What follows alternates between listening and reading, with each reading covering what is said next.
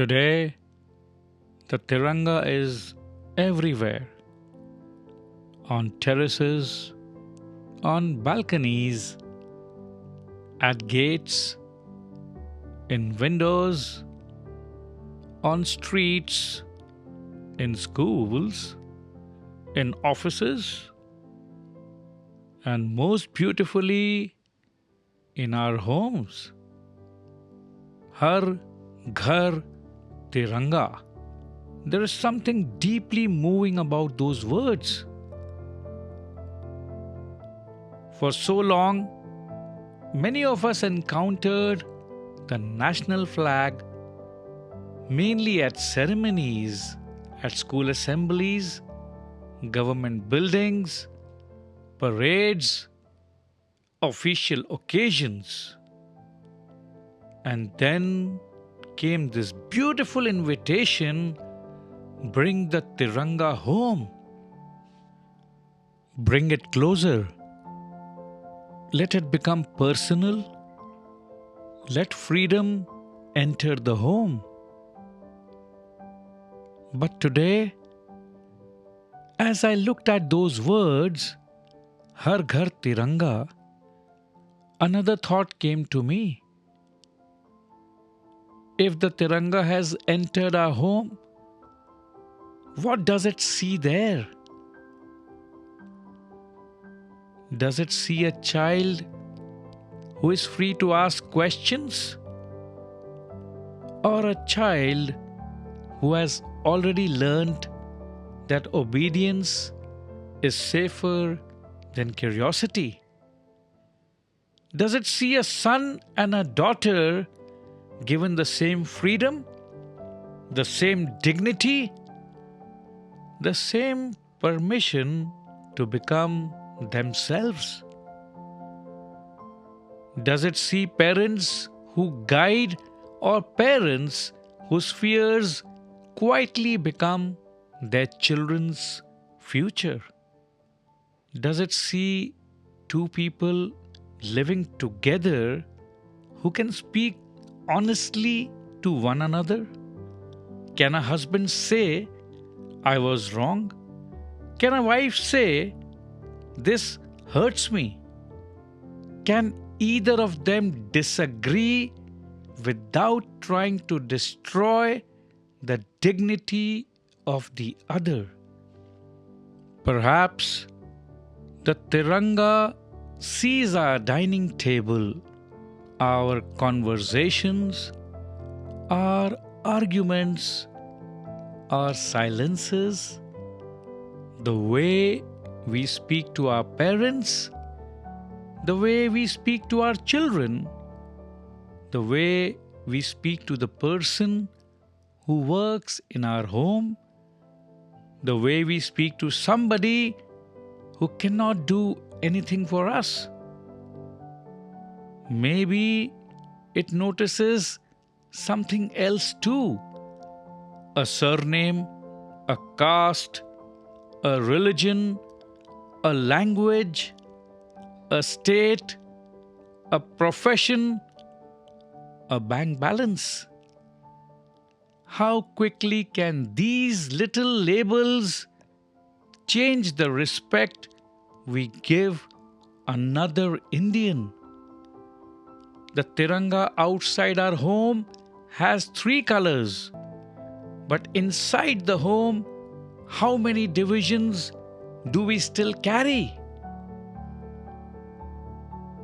And perhaps the flag sees our phone too. What we forward, what we laugh at, what we call another community, what we say about somebody when they are not in the room.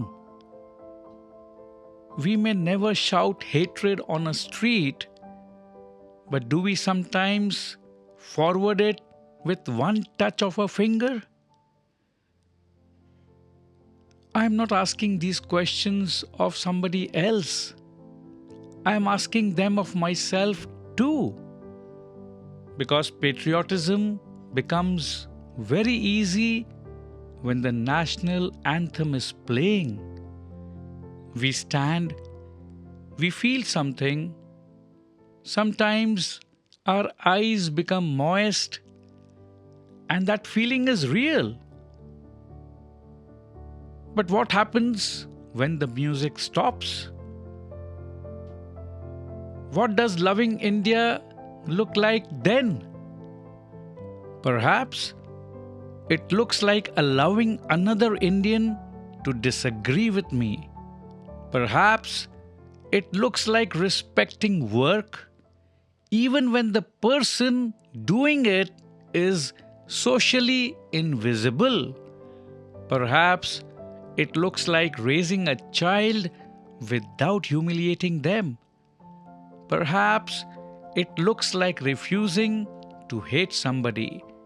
Perhaps it looks like being powerful without making another human being feel small. And this year, those two words are surrounding us again. Vande Mataram. Mother, I bow to thee. What a beautiful idea to bow before the motherland. But then another question comes. If I bow to the mother, how do I treat her children? The child who speaks another language?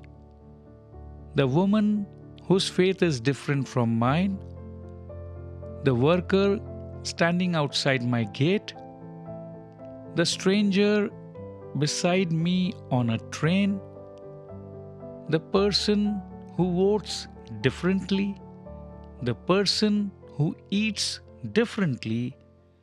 The person whose idea of India may not look exactly like mine? Can Mother India belong completely to me and completely to them at the same time?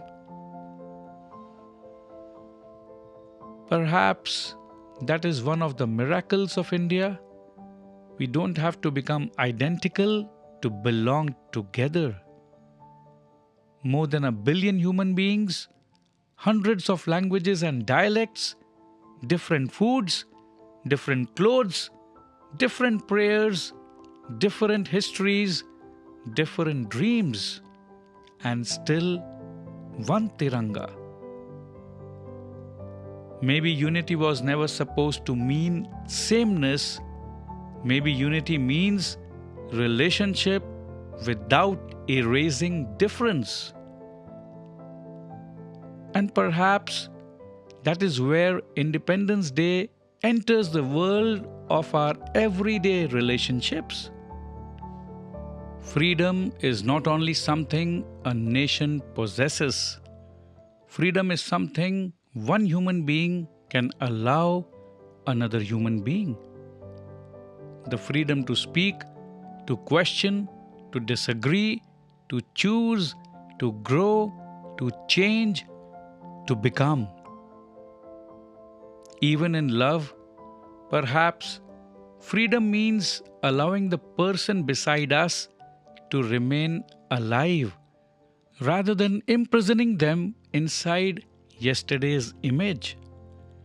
Nitya, Nava, ever new, to meet again, to listen again, to discover again.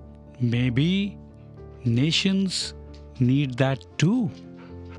So today, when I look at the Tiranga outside a home, I want to look once more not only at the flag, at the home beneath it. Because perhaps India is being built there, at the dining table, inside the children's room, between husband and wife, between generations, between employer and employee, between neighbor and neighbor, between one Indian and another. 79 years have passed since freedom came in 1947. Today, India celebrates its 80th Independence Day. We inherited political freedom at an unimaginable human cost. Perhaps our tribute to that inheritance is to keep enlarging the meaning of freedom. From the nation to the neighborhood, from the neighborhood to the home, and from the home to the human heart. So perhaps this Independence Day, the question is no longer only, is there a Tiranga in my home? Perhaps there is another question beside it. What kind of India lives inside my home? May every Tiranga fly with pride. May every home beneath it carry dignity. May disagreement never take away our humanity. May freedom travel from our flag into our relationships. And may we keep discovering what it truly means to belong to one another. Vande Mataram. Jai Hind. अपना साथ बना रहे. Keep looking. Soul Still Sanctuary, whispers that build worlds. Bajrang Kumar Garg, human experience architect.